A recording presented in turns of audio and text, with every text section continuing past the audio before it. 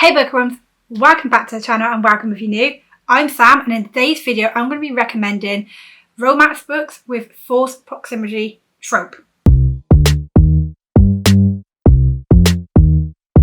I feel like I did not say that properly. I'm going to start uploading some recommendations on romance books with different tropes, so let me know in the comments what tropes you like and then I'll pick one of them and then recommend some books for it. I'm going to be doing all of them, but yeah, just comment below and then I'll pick one and do that for another video. But today we're going to be focusing on forced proximity, probably one of my favourite tropes in romance books.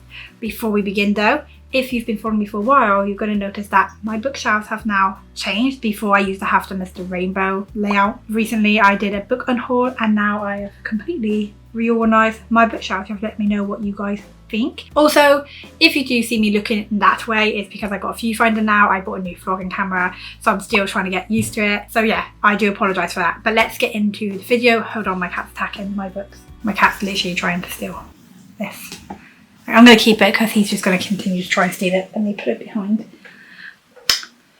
You can't work when you've got cats around. So anyway, let's jump in to the first book on this list with the forced proximity trait. Oh my god, I had to pick one I can't say. The first book on the list is Act Your Age, Eve Brown. This is the third book in the Talia Hibbert series of the Brown Sisters series.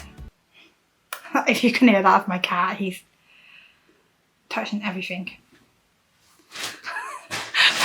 So in this book we follow Eve, who's basically never really knows what job she wants, and she's going from one job to another, and her parents are like, it's time to grow up and act your age. So she goes for this interview, it doesn't go well, and she ends up running the guy over with her car by accident. So then he kind of has to give her a job, and because she doesn't really live that close by, he ends up saying to her that she can move into the room, and they're kind of forced to be like under each other's feet, working together, living together. Yeah, things don't go great at first because they really don't like each other, but of course there's this romance, and I absolutely love it. I just love the whole being under each other's feet and nowhere else to go. Like, she has to stay there because she needs this job and he can't exactly fire her because he needs her. I'm sure most of you have probably read this book, but if you haven't, then you should definitely pick up this book. To be fair, probably should pick up the rest of the series. I'll be recommending them in future videos. They're for her tropes.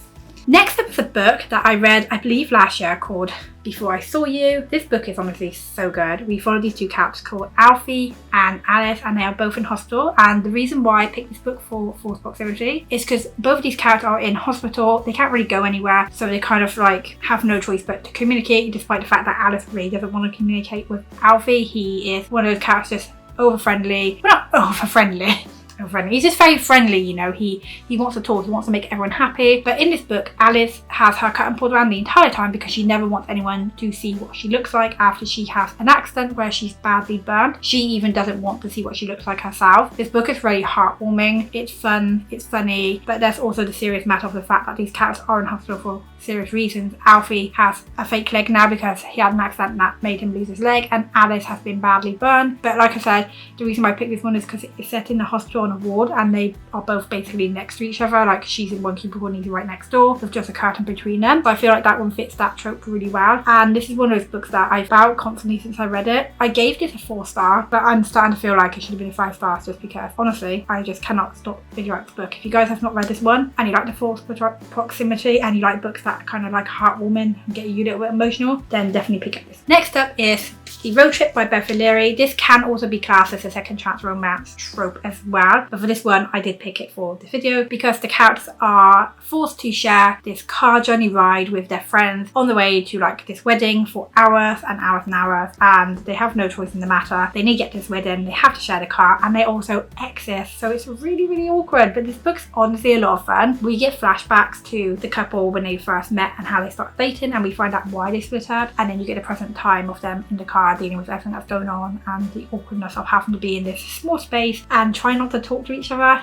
It's a lot of fun. Really enjoyed this one. Beth Leary's writing is just always so perfect. Next up are 2 books by the same author, and the first one is Float Plan by Tris Dollar. So this one technically isn't forced, but in some aspects I guess you can count it as, because our main character Anna, she is setting sail on her and her late deceased fiance's boat. They had planned to basically go sailing, but then he committed suicide. So that heavy topics already are the fact that suicide is mentioned in this book, and she decides that she wants to go and sail and do the journey that they both had planned together, but she starts to realise she's not very good at sailing, so she ends up needing to hire someone, when she ends up hiring Kian, who is a sailor and he's trained, he knows how to do all this stuff, and they're kind of forced to live inside their little yacht together. The cabin's very small, it's not much space, it's a yacht, so they're under each other's feet and they're not really like can have any personal time for each other. It just sets the perfect scene and setting because they're both on this yacht, crowded in, no space for them to have their own personal time unless one of them wants to go up on top of the deck and everyone stays below. And then you got the beautiful setting of the ocean, and there's so many beautiful moments in this book. I absolutely loved it. This book could also be classed, I guess, like a slow burn as well, so if you enjoy that, then this one's that. But be warned, look at the trigger warnings before you go into this. Like I said, this book is definitely heavy on the whole fact that her fiance had committed suicide, but it's just such a beautiful story. This was a 5-star read for me and it's a favourite. If you are looking again for a book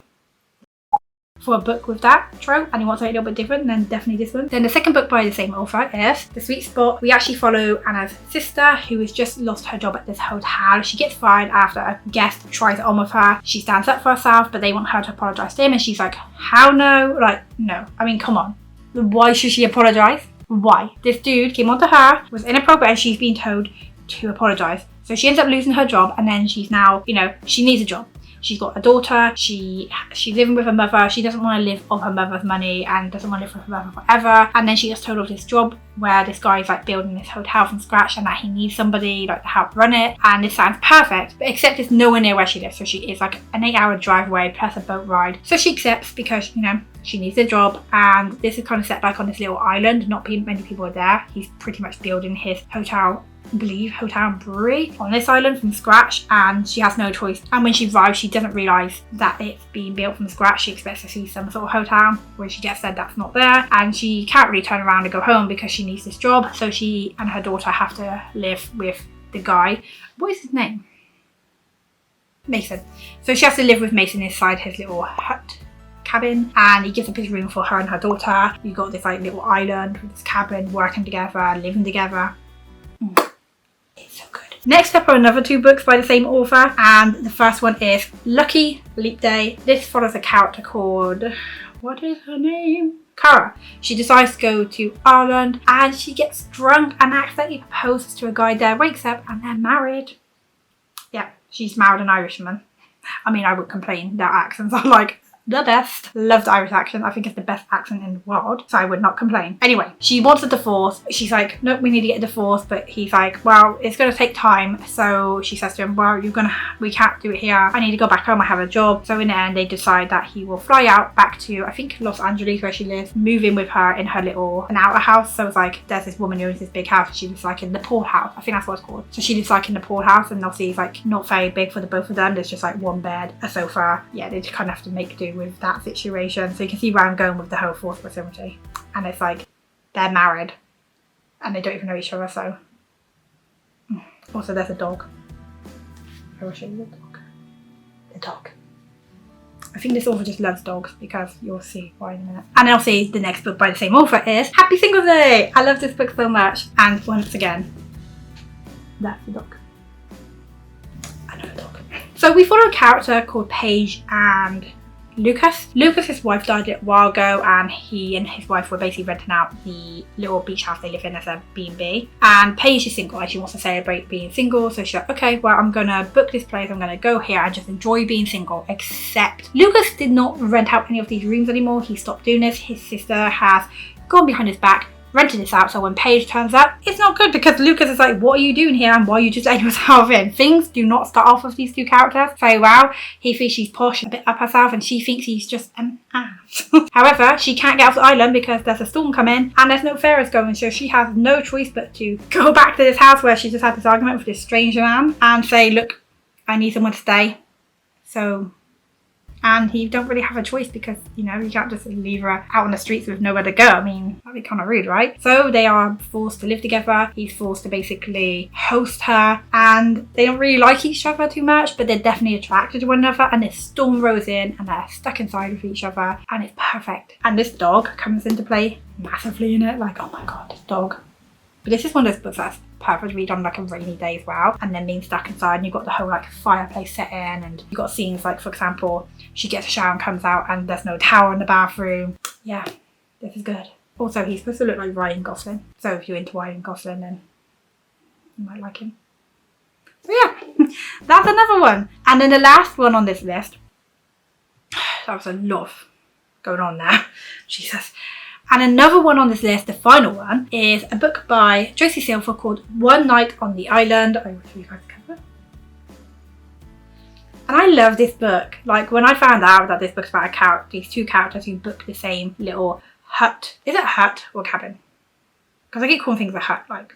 So in this book, we follow Cleo, who is going away onto this island after her boss and that sort of like say to her, you need to go away and celebrate being single and basically marry yourself. I didn't know people do that, but apparently it's like a little ceremony where you can marry yourself. That's weird. So she sets off to go to this little cabin on this island where not much is really happening, just to have some her time. But when she gets there, there's a guy called Mac who's also rented this cabin. So now they both are in a situation where they're like, wow, I'm going to have this cabin and you can go home tomorrow. And she's like, no, you can go home and I'm going to because I've paid. But he's like, no, I have family that kind of own this place. So this is kind of like my right. And she's like, no. They're both being super awkward about the situation. Neither of them want to give in. And then the next day, the ferry isn't coming. So now they have to stay another night together and so on. So it's like, they make these rules. Like, you can't step over this line. Oh, who gets to do this first? It is so much fun. It's probably one of my favourite forced proximity books, apart from Flow Plan. This is probably like the second favourite, because it just has that complete feeling of them being forced together on this island. They can't do nothing about it. They have to try and get along, which is not going to plan. And both of them are expecting another one to leave. And oh my god, my throat's making noises. I am so sorry. Jesus Christ. I think I'm done.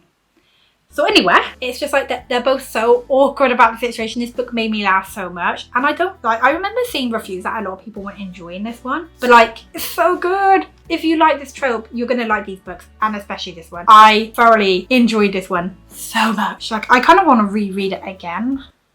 But like, I have a TBR to get through.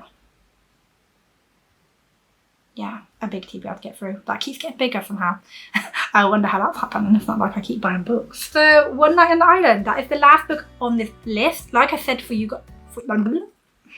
She cannot speak today. Comment below all your favourite tropes. Like, see who's commented. Like, for example, if you guys end up putting like enemies to lovers or friends to lovers, I'll count which one's got the most and that'll be the next one. And then I'll make a video of it because I actually really enjoyed doing this. I have made a recommendation for romance books before, but that's like last year, so that's a while ago. But yeah, let me know before, and let me know if you've read any of these books as well, like, and what your thoughts were, if you actually want to read them now. Anyway,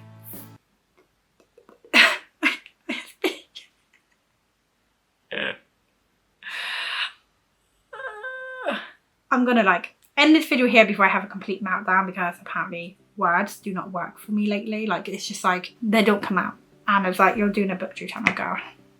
You know, if you guys did enjoy this video, please hit that like button, subscribe, and hit that notification bell so you get alerted to when I next upload. And until next time, bye.